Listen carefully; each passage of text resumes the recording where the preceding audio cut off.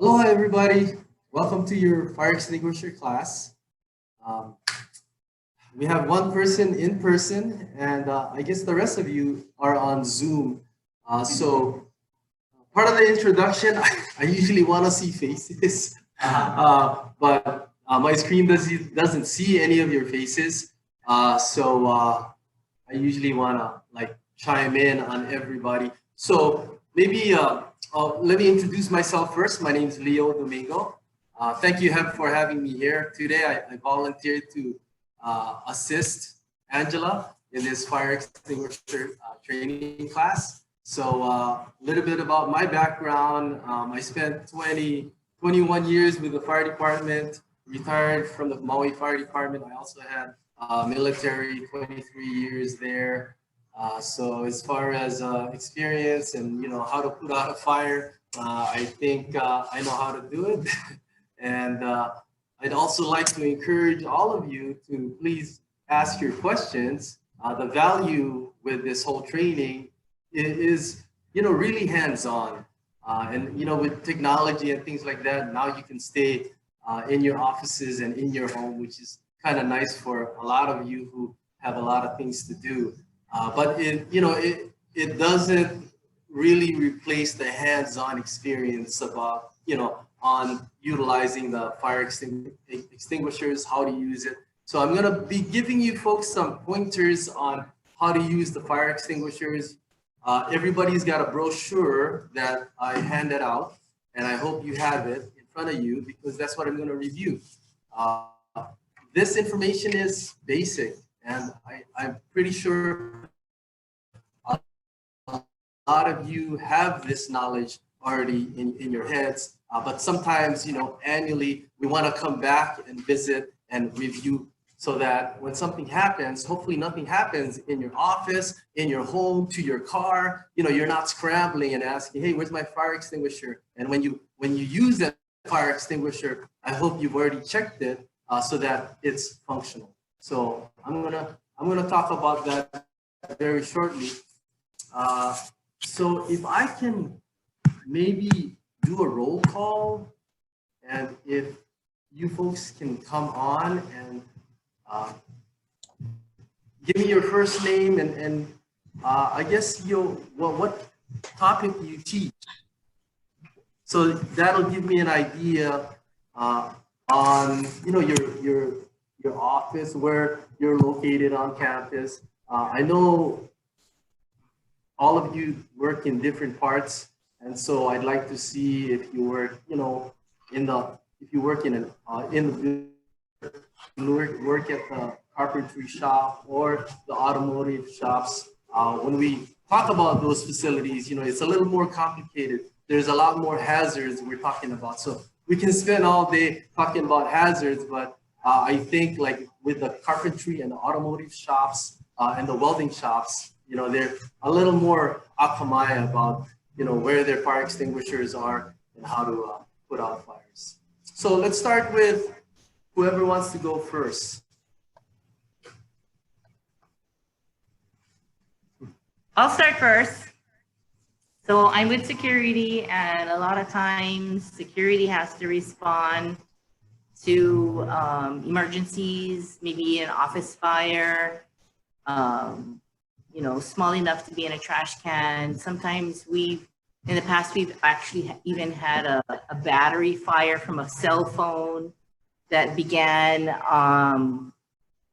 from somebody's cell phone kind of catching on fire on a desk. They brushed it off and it went on the floor, and it caused a mini fire on the rug. But luckily my officer was there, and he used one of these fire extinguishers and was able to put it out.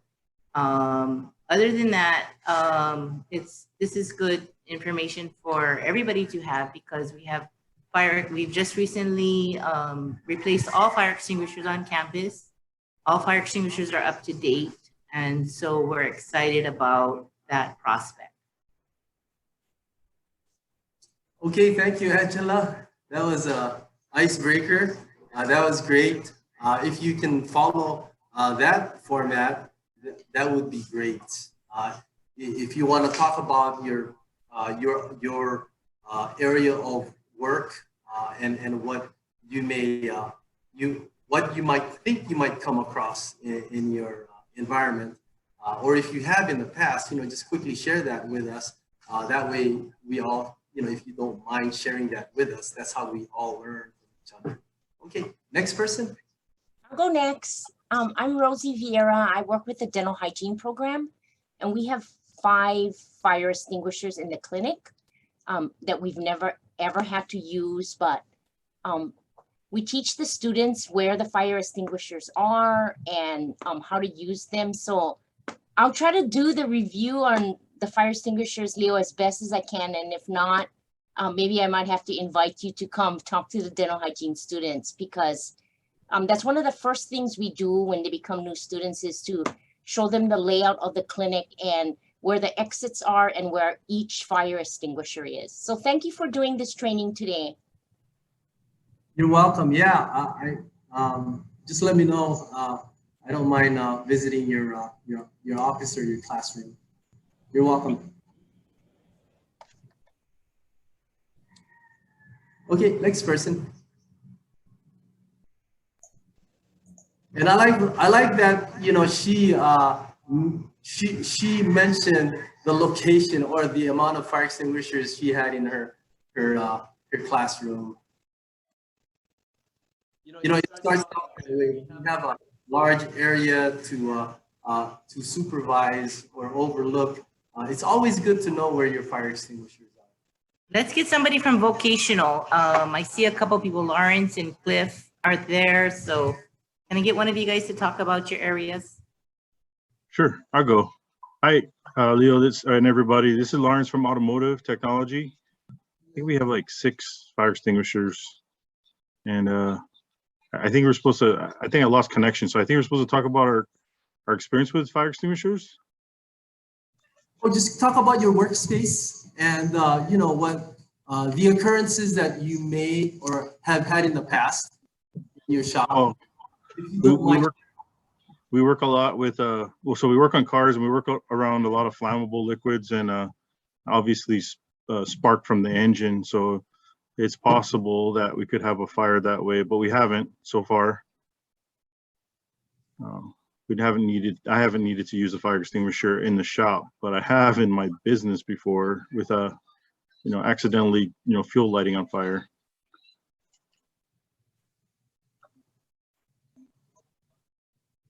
Thank you, Lawrence, I call your place a hot zone.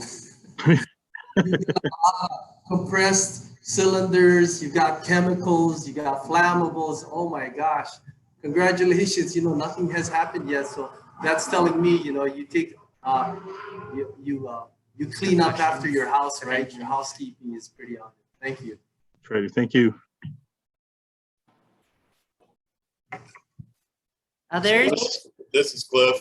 So anyways, our area, we teach painting and decorating. So we've got flammables in those areas. Of course, carpentry, we've got a lot of lumber and all. And then fortunately, we've been able to get rid of a lot of paperwork and stuff since we've got computers and all, but those also have the, possibilities of electrical fires and different things like that. So like Leo was saying, he gets to teach down in our hot zone. And so, I'm sure that he's had ample opportunity to identify different areas in our different shops as well that, maybe that we might need to do better in and all as well. So, for instance, the fire cabinets and all need to be of a certain quality and standard, and also we need to update some of our equipment in those areas. So thank you for doing this, Leo.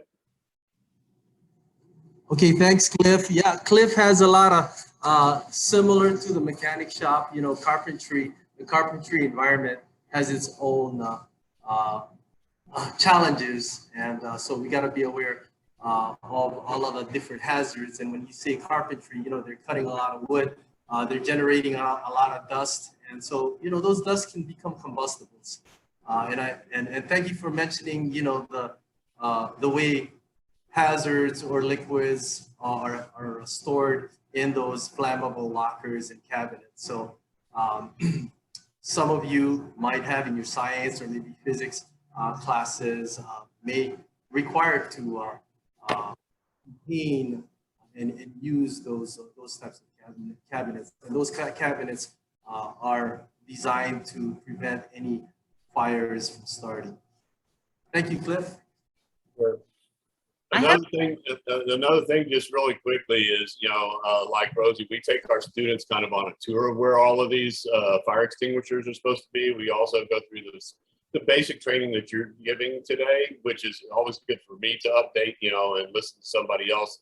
So it reinforces what I'm teaching. And so those are really important that we continue to do those things with our students as well. Just identify these in the shop area, in the classrooms and all. And then other things is like if we are teaching soldering with the torch or anything like that, we've got students standing on fire watch. We've got a bucket of water there if we're, or we've got a fire extinguisher there if we need to have a chemical fire extinguisher, whatever we need in those processes too.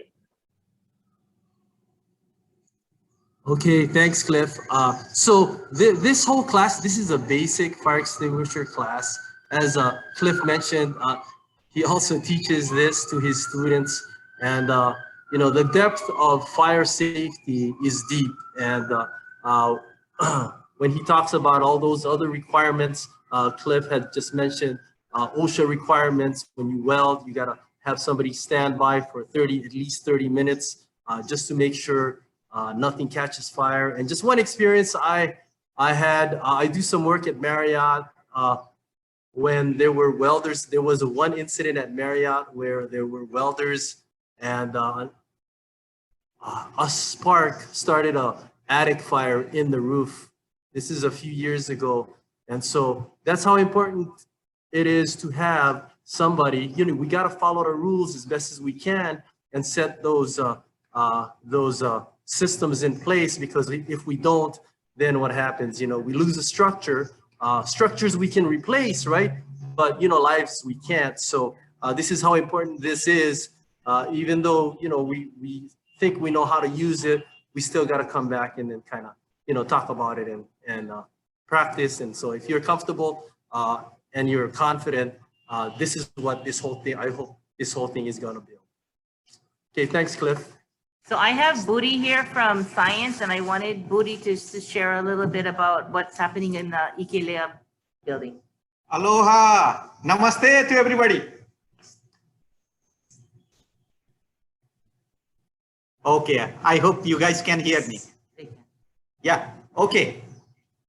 Okay, so I think everybody may know about me. I'm Buddhi Rai and I work in the physics department. So I have a lot of high voltage machines that I use. Last semester when I was there teaching in person, I felt completely insecure because the campus was so quiet. I could not see anybody around me. And if in case something happens, what would I do? Well, 911 is always there. But before than that, there is always a fire extinguisher just in front of my lab. And I was curious how I could use that. So today I came here to learn how to use fire extinguisher. That's one of the motivation I came here today. And I would learn a few more stuff as well as you guys are here. Excellent. Okay, thank you. Thank you, Booty. And I just want to reiterate, campus security, besides 911, is your go-to. Extension 255, 984-3255. Don't hesitate to call us at any time. We're here 24/7. You can call us, we're here. Okay, so put that in your cell phones, 984-3255. If you can put us on your desktop of your phone, don't hesitate to call campus security, okay? All right. So back to Leo. Anybody else would like to share, please? We have library, Jocelyn. I'm going to demonstrate. So I got to be close to the screen. If you're right there. Yes. So I have library on the line. Hello, my name is Jocelyn. I work in the library, and thankfully I did not have to use one yet. But I've been to the training before. Thank you, Jocelyn. You're welcome. Jocelyn. So we talk about your structure, your building, your facility. Your facility is fairly safe.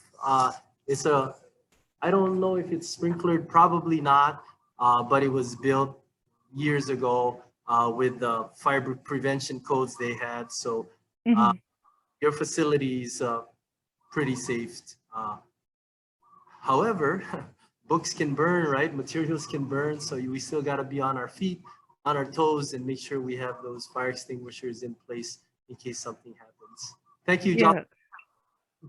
Thanks. Let's see, we also have Cheryl Maeda with Fashion Tech. I'm gonna sit down.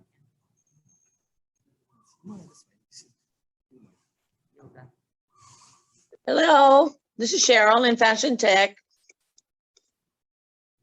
We have one fire extinguisher in the lab, and it's located close to all the industrial sewing machines. So far, we haven't had to use it. The most we have gotten as far as security is sometimes the threads melt if it gets caught in a moving part of the machine. So we have some smoke, but very little.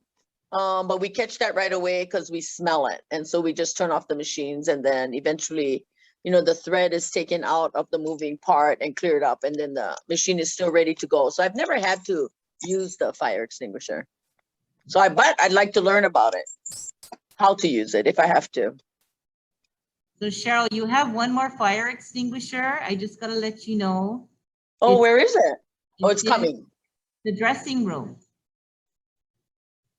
You know your little dressing room over there? The one with the dress forms in it, or the one with the mirror in it? Yeah, the one with the mirror in it. Oh, there's one in there. Yes. Okay, I'll go look for it. And I'll come over and help you find it. Yeah, okay. Thank you.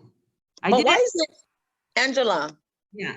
why is it in there when there's one right outside of the door of that same room?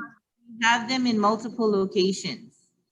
Yeah, but that's like right next to each other though. It's not within the compounds of the whole room. No, I didn't plan it that way. Uh-huh. Did an audit last summer of every single fire extinguisher on this entire campus, and I have a. So I can let anybody and everybody know exactly where the fire extinguishers are located. Okay. I will show you your room and pinpoint all of it. And if there's ever a need for additional fire extinguishers, I can assist in that area as well. Okay, let's go over to Leo, unless Cheryl, you have any other questions? No. Okay, let's get this started. So everybody's got the brochure. I just want to go over a few things about fire extinguishers. And I want to emphasize that when you utilize a fire extinguisher, they're designed for small, controllable fires. Okay, as easy as that may sound, sometimes, you know, we get carried away. So please remember, small, controllable fires. If you know you can put it out right away, then do it. Utilize the fire extinguisher. However, if there's danger, other hazards, and you know it exists, whether it's electricity or any hazards, hazardous chemicals and vapors, please don't be a hero. You know, get out of the building, close the door, and get everybody out and pull the fire alarm and all that to start the evacuation process. So guidelines for a fire extinguisher, remember, small, controllable fires. Okay, so now that folks understand and know where your fire extinguishers, you know, are located, or the amount of fire extinguishers you have in your shop or your area, let's take a look at this. Let's take a look at that. So this requires a quick inspection. Make sure your fire extinguisher has been tagged by a contractor. So they have to inspect this every year, and they got a date on it. And if it's over 1 year, then we gotta give it to Angela. Okay, and then she'll have the contractor come tag it. They're supposed to service it, right? They gotta recharge it and all that, make sure the agent's still good, pressurized. They look at all of the parts, the horn, the nozzle, the brackets, the cylinder, the gauges and all of these safety pins right here, and the carrying handle and the trigger. So all of these components are inspected once they're ready to go. So when you come to work, your job is just a quick check. You know, a quick check takes what, 30 seconds to visually check this fire extinguisher, making sure, you know, it hasn't been tampered with. The tag, the seal right here is still attached, and nobody's discharged it. And there's a green area over here on the yellow arrow that should say, you know, it's good to go, it's fully charged. I don't know if you can see that, but if you have one around your shop and you've seen it before, that's what you should be looking for. Okay, so I'm not going to go into detail about inspecting your fire extinguisher. Just, you know, just simply look at your fire extinguisher. And if it doesn't have a tag, call me. Okay, Angela also said yes. If it doesn't have a tag, call her, because they'll have to check it out again and have it tagged. So, so now let's talk about the different types of fire extinguishers. So if you guys turn to page 1 on your brochure, and I know most of you have seen this before, the different types of fire extinguishers are categorized in classes. So it's either A, B, C, D, or K. Okay, and just quickly, what's A? Type A. Type A is like your wood, paper, cloth material. So if you have that kind of shop, you understand what solid type A products are or materials. B's are your gasoline, your mechanic shop, also may have some in your carpentry shop, and your welding. So gasoline, oil, paint, and flammable liquids. And this is where we'll probably find the flammable hazard cabinets. Okay, and that's required and suggested. If you don't have that, please get one of those. Which is also my area for inspecting and auditing. I will inspect and audit every office this semester for their hazardous cabinets. Okay, did everybody hear that? Angela had mentioned that she's responsible for making sure those hazard cabinets are properly signage is proper, and that they are properly storing the things that need to be in there. Okay, all right, sounds good. Type C are your live your materials that involve electrical, right? Live electrical. So when we talk about that, we want to make sure we utilize a fire extinguisher that is non-conductive, which means it'll be good for any kind of outlets that, buzz or short, or there's any fires in your electrical panels or your outlets, or even in your machines. So we got to make sure we have this classification for the fire extinguishers you have in your area. Okay, so you're probably asking, why do I need to know? Why do I need to know if it's a class A, B, and C? Don't they make one for all of them? Not quite all of them, but for A, B, and C. So this is what you got. So most of you, probably all of you, maybe all of you, have an A, B, C fire extinguisher. What's that mean? You can use it for live electrical, on a machine. If it's on fire, you can use it on chemicals that's on fire, like gasoline. But I wouldn't suggest, if there's a chemical, I probably slipped a little bit. If there's a chemical, you should get out, because if there's a chemical burning, there's hazardous stuff in the air, and you don't want to be breathing that. So I probably would just suggest to leave the area, unless you have respirators that you can don on and you think you can put it out, then it's going to have to be your choice. Yeah. And don't forget to call 911, right? And us, yeah. Yeah, and security. And yes. there's a fire pool as well. Yeah. So I'll cover that. Okay. Okay, and then the last category, class is type K. So type K is usually found in the kitchen. And so you're probably asking, why do they, type K or anything in the kitchen like oils, technically it's a flammable product, right? So it's type B. But what they did was they had to get a type K specifically for kitchens. And I don't know if this is the main reason why, but if you ever had to use a dry chem, an ABC fire extinguisher in your kitchen, what happens is this dry chem is very corrosive, which means if you use this dry chem on your computer, on your electronics, on any metal, it's gonna rust immediately. So you can kiss your electronics goodbye if you utilize this on your computers. So what they did was design a type K that's a little more friendly and more specific for the kitchen, so it won't corrode all of the metals. Okay, so that's one thing I can think of that is the reason why they came up with a type K. Okay, so the other type is type D. Type D, and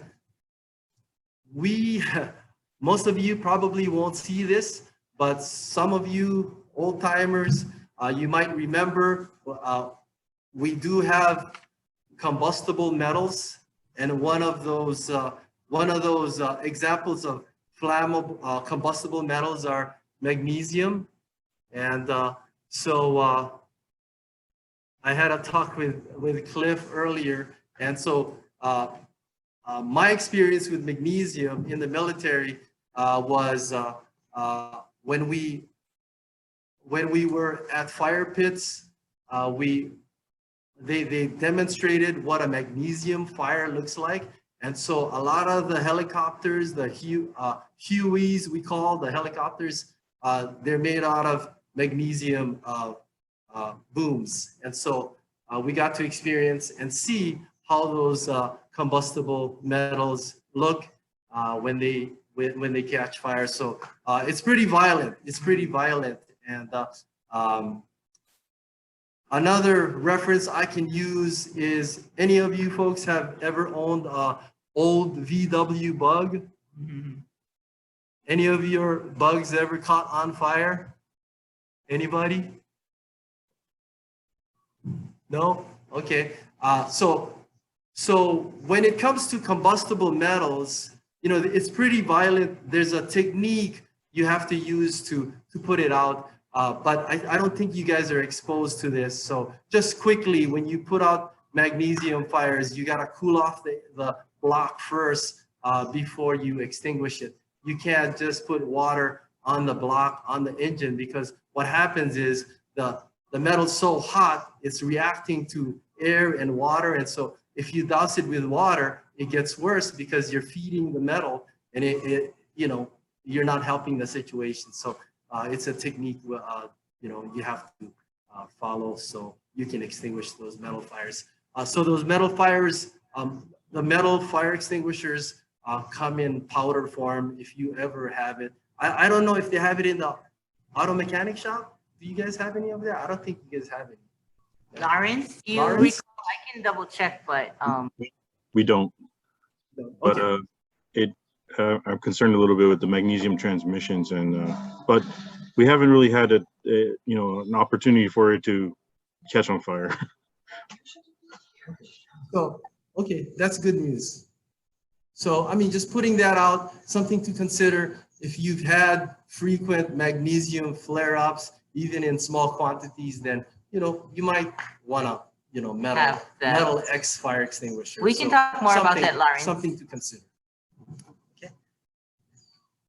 All righty. So, on the second page, okay, so that's all your different types. Okay, so knowing what kind of fire extinguisher you use. So your fire extinguishers are good for all ABC, so which is good. Okay, the next thing I'm going to talk about is So the second page, the acronym RACE. And so now we're getting into, what do you do when there's a fire? So the first thing you're gonna do is rescue.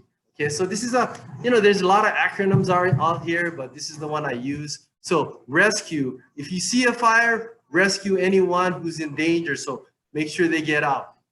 Okay, and then you're gonna call 911, right? Don't forget to activate 911.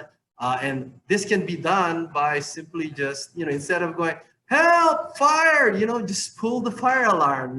Once you pull the fire alarm, that whole building just activates, and that's going to tell everybody, get out of the building. Yeah. C is important. C means confine.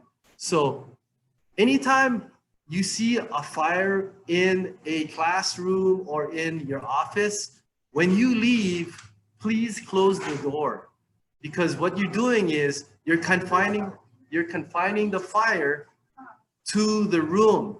It's amazing how that works. When you close the door, you're shutting any additional oxygen that can feed the fire. So when you close it, it's supposed to contain it.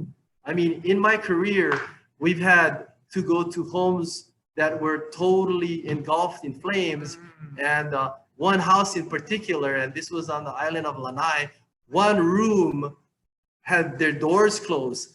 That whole house was gutted. Fire was in the ceiling, the living room, the kitchen, it was all, almost ashes. But that one corner where they closed the door, and it was still, the door was still closed, and when we opened the door, you could still see, the color of the paint. I mean, it was a little bit faded, but, it protected that one cubicle or one bedroom from entering and engulfing that room. So that's the value of confining. C, confine, close the door when you leave the building. The last one is evacuate and extinguish. So in this part, if you know how to use the fire extinguisher, use it. Make sure you're comfortable. Make sure it's a small, controllable fire. If you're not comfortable, then, evacuate. Okay? And close the door. All right, the last part we're gonna go over is how to utilize this fire extinguisher. So we all remember the acronym PASS, yeah? So I think that's been ingrained in our heads for so long. I'm glad they didn't change it, because that would mess people up. So when we utilize this fire extinguisher, okay, we remember PASS. So what's the first one? P for pull. So before you pull, if you pull, you're gonna have a hard time. So one suggestion is twist, because you gotta break this tie right here, this plastic tie that's secure, this safety tie. If you pull, it's harder to pull than twist first. So you want to twist first to break the tie, and then you pull. Okay, so that's just a little trick. When time is racing in your head, you want to just do everything all at once, and when you try to pull this and you have a hard time, you're gonna panic, and you're gonna go, oh my gosh, this thing won't come out. When all we have to do is what? Twist and then pull. Okay, just like that. Can I do that? That one. Oh, that one. Yeah, that one is new. It's getting one of our older ones. So this is the tie I was referring to right here. Okay, so if you pull this, it's gonna be hard. Yeah, it's gonna be hard. So suggestion is twist. So when you twist, you got leverage, and you twist it off, and then it slides right out. So this is the tie that you're gonna break. So this tie is pretty strong. Yeah. Just by twisting it, I had to put in some effort turning it to break it. So if you're pulling, you're not gonna pull it out. Okay. So just like that. The next step is aim. So aim at the base of the fire. Don't be up ahead, not in the middle, but at the base of the fire, where the fire has started. So you want that agent to just, attack that base so the fire can be put out. So aim at the base and then sweeping motion, just like that.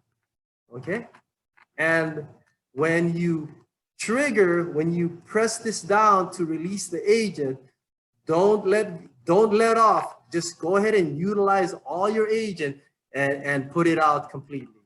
And most fire extinguishers, I don't think they'll last 1 minute. If you fully discharge this, you're going to be done in a minute or 30 seconds. So you'll find when you discharge this, you'll feel a lot of pressure. And that's because it's fully charged. And as the seconds go by, the pressure is gonna get released, and the distance from the nozzle to the fire is gonna get reduced. So you gotta walk forward. You gotta walk forward, because if you just stay one spot and you press the nozzle, it's not gonna reach the fire. You gotta almost aggressively go to the fire. So we gotta run very quickly, because while the gas is still inside. Yeah. So you gotta attack it quickly, very quickly. Right. Okay. All right. So that's how do you utilize a fire extinguisher.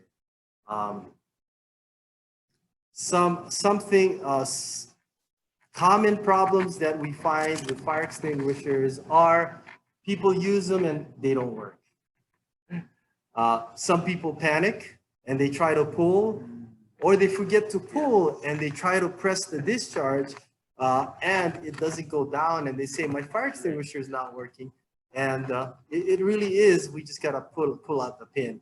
So again, the value is having everybody participate and utilize the fire extinguisher. However, if we can't do that, please look at your fire extinguisher, and I don't know, when you get a chance, try to feel how it is to discharge a fire extinguisher, because you don't want to be surprised when you utilize a fire extinguisher. Everything's like, being familiar with it, training on it, and repeatedly doing it will not catch you off guard. You'll be confident, you'll know what's going to happen, you'll feel the pressure, you'll see the powder, okay? And so the powder, I want to also talk about the powder that comes out. You always want to have the wind at your back if you're outdoors. And even if you're in a structure, if there's wind in the structure, you want to have that wind behind you, because you want all of the agent to blow that way away from you. And if you're sensitive to this powder, if you're asthmatic, then that could be, that can irritate your asthma, okay? So it's not hazardous for you, but it could irritate your condition. So be careful with that when you utilize this. This is like in powder form, and it's sodium based, and so those are one of the hazards that you got to be careful with. If you're in an enclosed environment, even more in an office, you discharge this, there's powder. It's like baby powder, right? Baking soda. You throw it up in the air and it's all over. So when you discharge this, either hold your breath, get it done, and get out of the building or get out of the office and close the door. Anybody got any questions? There's some questions? Yeah. Anybody got any questions? I have a quick question. So in case of emergency on this page number 1, 2, and 3, we don't have to think about the page number 1. No. Just go to the page number 2 and act on the page number 2. Right. And make sure your fire extinguisher is in service. Just look at the tag, just visually look, make sure all the parts are there. So Good you question. say just the once we use it, it will be gone. The carbon dioxide, the gas will be gone in 30 seconds. On that piece, probably in 30 seconds. 30 seconds. In fact, we can demonstrate. He's going to be our demonstrator. So, Okay. if So can I use that? Then? You're You gonna can use use this. that one. Yeah. Yes. Yeah. Okay. So you can use this, okay? So Woody is gonna demonstrate on how to utilize a fire extinguisher. So what I'm gonna do is we're gonna take him to the field because he's gonna discharge it. Yeah. So let's go out in the field. Okay. Okay. And then what I'm gonna do is I'm gonna talk him through it. So here you Can go. you all see him? Let's go out over there. I got a wrong. No, you just walk. We just walk. Okay. All right. Okay. So, all right. So I'm gonna instruct.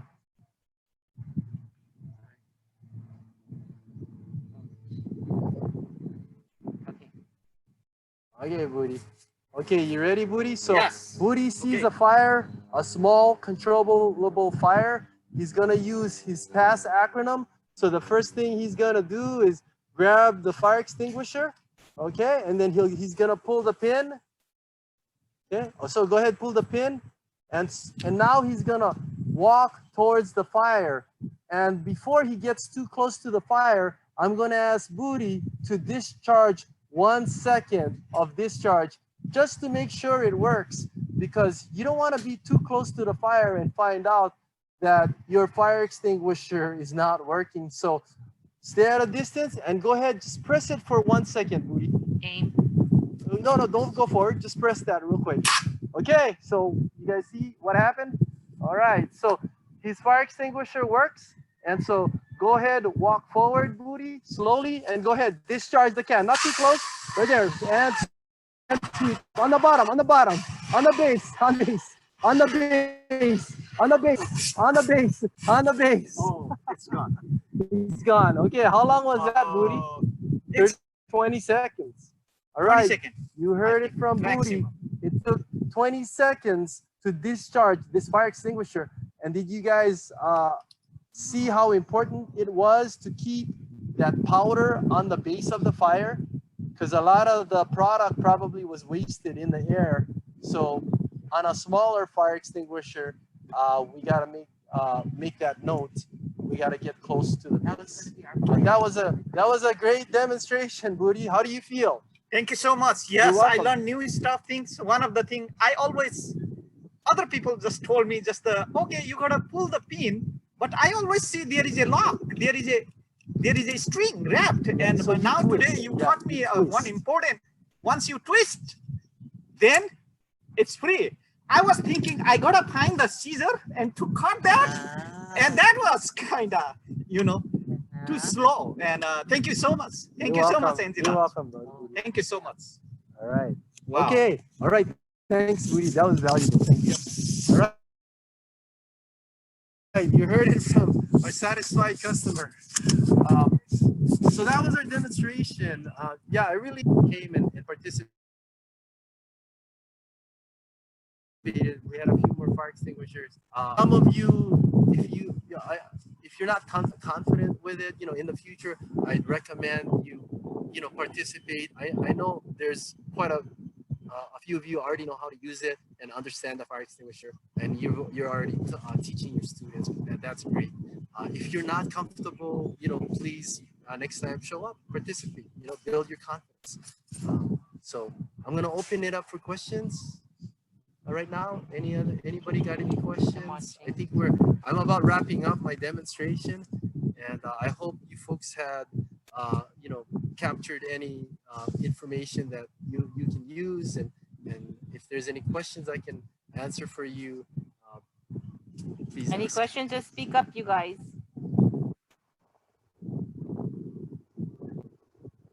None so far. No more questions. I got. Great job, Leo. Thanks.